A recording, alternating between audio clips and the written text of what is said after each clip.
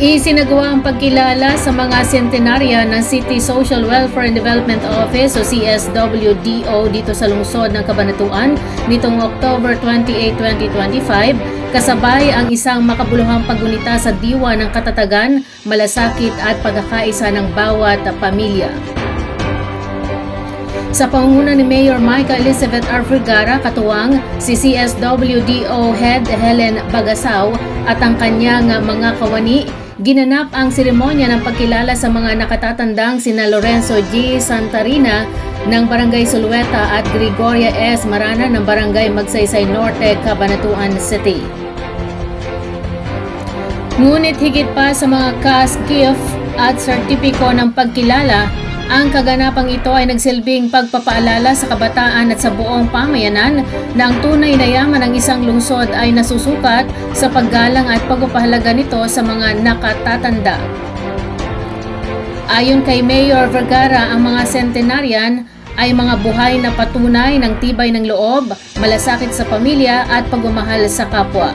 Ang kanilang mga karanasan ay gabay para sa mga susunod na henerasyon. Kasama rin sa seremonya ang mga kinatawan mula sa City Treasurer's Office at mga barangay officials na nagbigay suporta at pagmamahal sa mga pinarangalan. Sa pamagitan ng tulong mula sa pambansang pamahalaan, makatatanggap din ng karagdagang insentibo ang dalawang sentenaryan bilang pagkilala sa kanilang natatanging ambag sa lipunan. Para sa CSWDO, ang araw na ito ay hindi lamang pagtitipon kundi isang selebrasyon ng mahabang buhay na may saysay, isang paalala na sa kabila ng modernisasyon, nananatiling buhay ang kultura ng respeto at pagmamalasakit sa mga nakatatanda.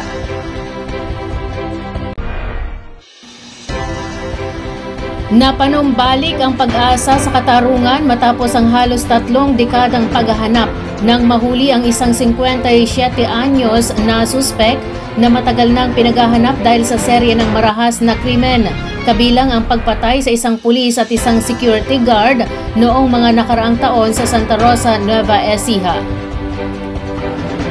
Bandang 1:30 ng hapon noong October 26, 2025, nasa kote ng pinagsanib na pwersa ng Regional Special Operations Group 3, Santa Rosa Municipal Police Station, Nueva Ecija Provincial Police Office at 302nd at 303rd Maneuver Companies ng RMFB 3 ang suspek sa Barangay Mapalad, Santa Rosa. Batay sa mga warrant of arrest mula sa Regional Trial Court ng Cabanatuan City, ang suspek ay nahaharap sa 2 kaso ng murder at 1 kaso ng frustrated murder. Ayon sa paunang imbestigasyon, ang lalaki ay dating kasapi ng Kilabot na Atakador Group, isang armadong grupong sangkot sa ilang insidente ng pamamaril, pagnanakaw at pag-atake laban sa mga otoridad sa gitnang Luzon. Isa sa pinakamatinding krimen na binibintang sa kanya ay ang pagpatay sa isang pulis noong taong 2000 sa isang operasyon ng kapulisan kung saan isa pang opisyal ang nasugatan. Para sa kapulisan ng Nueva Ecija, ang matagumpay na operasyon ay hindi lamang simpleng pagdakip. Ito ay tagumpay ng mahabang paghahangad ng hustisya para sa mga biktima at kanilang mga pamilya. Sa ngayon, ang suspek ay nasa kustodiya na ng mga otoridad at sumasa ilalim sa karagdagang investigasyon upang matukoy kung may iba pa siyang kasong konektado sa operasyon ng grupo sa mga nakalipas na taon.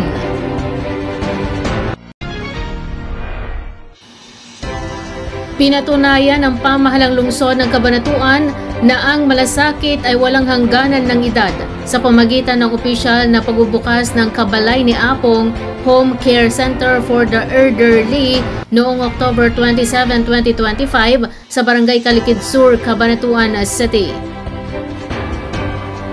Ang bagong pasilidad ay nilikha upang maging ligtas, maayos at maalagang tahanan para sa mga nakatatandang nangangailangan ng kalinga, isang konkretong simbolo ng pangakong alagaan at pahalagahan ng bawat yugto ng buhay ng mga Cabanatueños. Pinangunahan ni Mayor Micah Elizabeth R. Vergara, Representative Rodolfo Ompong Ordanes ng Senior Citizens Party List, Regional Director Emmanuel Daes ng National Commission for Senior Citizens, Engineer Benji Pascual ng Office of the Senior Citizens Affairs o OSCA Cabanatuan City at CSWD Officer Helen Bagasaw ang makasaysayang pagpapala, inaugurasyon at ribbon cutting ceremony. Binigyang diin sa okasyon na ang kabalay ni Apong ay hindi lamang isang gusali kundi isang tahanan ng dignidad at pag-asa. Layunin nitong matugunan ang pisikal, emosyonal at sosyal na pangangailangan ng mga nakatatanda, mga taong minsang nagsilbing haligi ng pamilya at lipunan. Ayon kay Mayor Vergara, ang mga nakatatanda ay hindi dapat nakakalimutan, kundi dapat iparamdam sa kanila na sila ay patuloy na mahalaga. Ang kabalay ni Apong ay alay ng lungsod bilang simbolo ng pagmamahal at paggalang sa kanila. Ang proyekto ay isang mahalagang hakbang sa pagpapalakas ng mga programang pang-matanda na tumutugon sa mga isyong tulad ng kalusugan, seguridad at pagkakahiwalay sa lipunan. Sa tulong ng mga katuwang na ahensya, layon ng pasilidad na maging modelo ng inclusive at compassionate governance sa rehiyon.